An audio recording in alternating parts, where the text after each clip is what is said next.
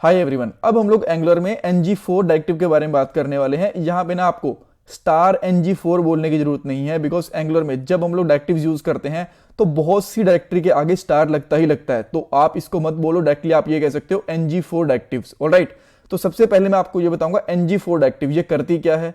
After that इसका एक example देखेंगे एरे के साथ, और एक दूसरा एग्जाम्पल देखने वाले हैं एरे ऑफ ऑब्जेक्ट के साथ, और लास्ट में कुछ इंपॉर्टेंट इंटरव्यू क्वेश्चंस भी डिस्कस करने वाले हैं। ये हमारी एंगुलर 19 की प्लेलिस्ट है हिंदी में, जो आपकी डेफिनेटली हेल्प करने वाली है एंगुलर की जॉब, प्रोजेक्ट, इंटरव्यूज में। सो पूरी प्लेलिस्ट देखना, लिंक आपको डिस्क्रिप्शन बॉक्स में मिल जाएगा। ऑलराइट, पहला क्वेश्चन, ng4 डायरेक्टिव है क्या। देखो, इसकी हेल्प से ना आप लोग जो आपकी टेम्पलेट फाइल होती है उसके अंदर लूपिंग कर सकते हो, यानी कि एलिमेंट टैग्स के ऊपर लूप्स चला सकते हो। अब टेम्पलेट फाइल कौन सी होती है, जो मैं आपको पहले बता चुका हूं, जो हमारी HTML वाली फाइल होती है कंपोनेंट के अंदर, उसको टेम्पलेट फाइल बोला जाता है। अगर आपको यहाँ पे कोई लूप वगैरह चलाना है एलिमेंट्स के ऊपर, तो आप लोग यहाँ पे स्टार ng4 यानी कि ng4 डायरेक्टिव का यूज करोगे। अच्छा, एक चीज मैं आपको यहाँ पे और बता देता हूँ, डायरेक्टिव क्या होती है अगर आपको इसके बारे में नहीं पता, और स्ट्रक्चरल डायरेक्टिव्स क्या होती है इनके बारे में नहीं पता, तो आप लास्ट वाला पार्ट देख लेना। लास्ट वाले पार्ट के अंदर मैंने आपको डायरेक्टिव्स के बारे में, डायरेक्टिव्स क्या होती हैं, स्ट्रक्चरल डायरेक्टिव क्या होती है, कंपोनेंट डायरेक्टिव्स क्या होती है, इन सब के बारे में बताया था। सो डेफिनेशन वगैरह डायरेक्टिव्स की और स्ट्रक्चरल डायरेक्टिव्स की आपको वहां से मिल जाएगी। ओके, सो अब हम लोग एग्जांपल देख लेते हैं ng4 का एरे के साथ। सो उसके लिए क्या करना पड़ेगा, आपको एक एरे बनाना पड़ेगा ts वाली फाइल के अंदर। सो मैं यहाँ पे एक स्टूडेंट्स नाम से एक प्रॉपर्टी ले लेता हूँ, और इसके अंदर कुछ एरे की वैल्यूज डालता हूँ, जैसे कि मैंने डाल दिया अनिल, देन इसके बाद में सैम के बाद यहाँ पे कुछ और स्टूडेंट्स ले लेता हूँ, let's say Peter, then maybe Vinay, and then maybe Bruce. इस तरीके से हम लोगों ने कुछ यूजर्स ले लिए यहाँ पे, ठीक है।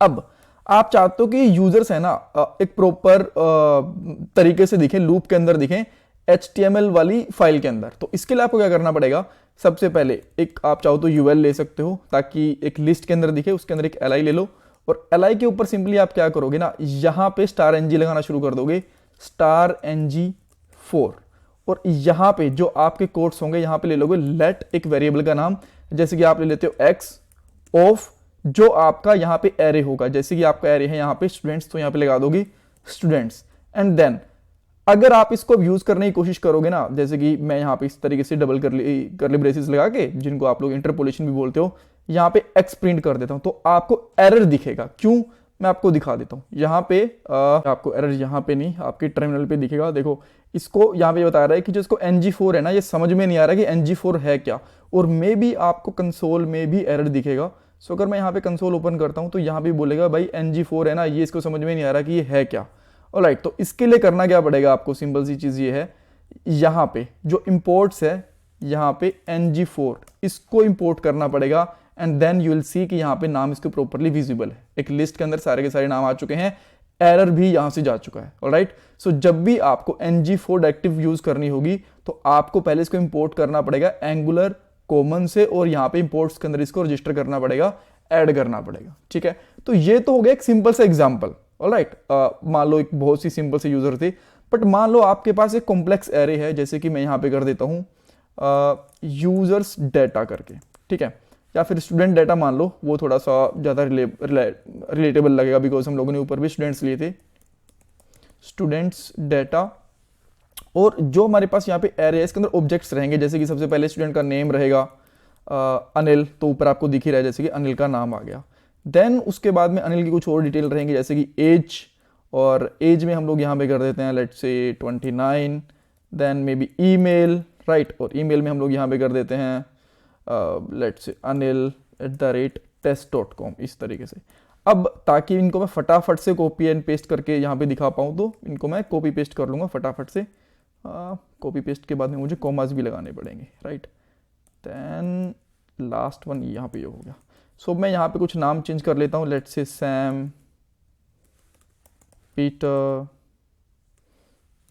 ब्रूस, टोनी, जो भी आपको नेम लेने हो, और इनके आप यहाँ पे टोनी ईमेल आईडी भी चेंज कर दो। मैं फटाफट से बस ऐसे रैंडमली कर रहा हूँ, स्मॉल लेटर कैपिटल लेटर नहीं देख रहा, पॉइंट बस यहाँ पे इतना सा है कि ये फटाफट से मैं कम से कम टाइम में कर पाऊँ, राइट। देन यहाँ पे इनकी जो एज थी मैंने वो भी रैंडमली डाल दी है यहाँ पे, इस तरीके से, राइट। सो अब जो ये वाला एरे है ना, इसकी वैल्यूज को हमें डिस्प्ले करवाना है, तो इसको बोलते हैं हम लोग एरे ऑफ ऑब्जेक्ट, बिकॉज यहाँ पे एरे है और इसके अंदर ऑब्जेक्ट्स हैं हमारे पास। ये हमारे पास सिंपल एरे था, इसके अंदर डायरेक्टली एलिमेंट्स हैं हमारे पास, ठीक है।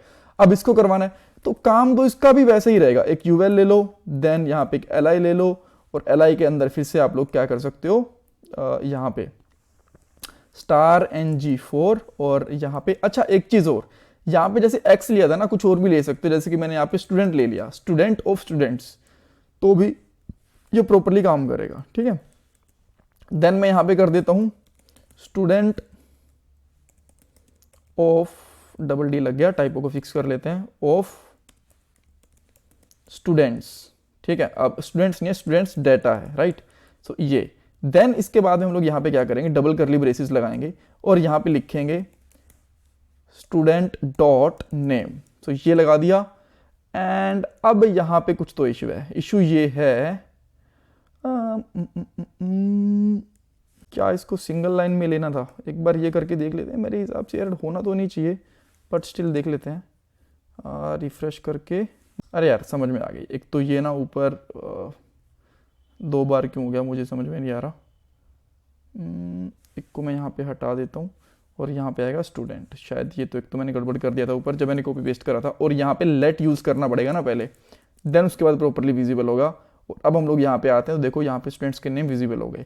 अब स्टूडेंट्स के नाम के साथ साथ मैं क्या चाहता हूँ ना कि यहाँ पे इसके साथ साथ इसका एज भी आ जाए कोमा करके, तो यहाँ पे इसकी एज भी आ चुकी है, एंड देन कोमा करने के बाद में इसका आप कह सकते हो ईमेल आईडी भी आ जाए, सो इसकी ईमेल आईडी भी आ चुकी है।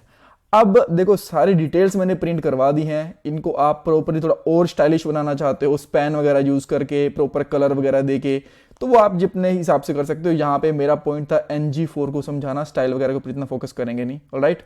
So that's all. एक छोटा सा इंटरव्यू क्वेश्चन जो पूछा जा सकता है, NG4 के साथ हम लोग नेस्टेड लूपिंग कैसे करेंगे, ये इंटरव्यूज में पूछा जा सकता है। सो ये मैंने आपसे पूछ लिया, आप बताओ कि आपको क्या कोड लिखना पड़ेगा, ज़्यादा कोड नहीं, बहुत थोड़ा सा कोड होगा, कि अगर आपको नेस्टेड लूपिंग करनी हो, जैसे कि ये एक एरे है, इसके अंदर ऑब्जेक्ट के अंदर भी एक एरे हो, फिर इसके अंदर एरे हो, तो वो नेस्टेड एरे को कैसे हैंडल करोगे, right. Thank you so much for watching this part. इसमें कुछ डाउट कंफ्यूजन है मुझे कमेंट सेक्शन में पूछ सकते हो। प्लीज़ वीडियो को लाइक करना, चैनल को सब्सक्राइब, कमेंट सेक्शन में फीडबैक देना। ये मेरा पेटीएम और जीपे का डोनेशन नंबर है। Thanks everyone.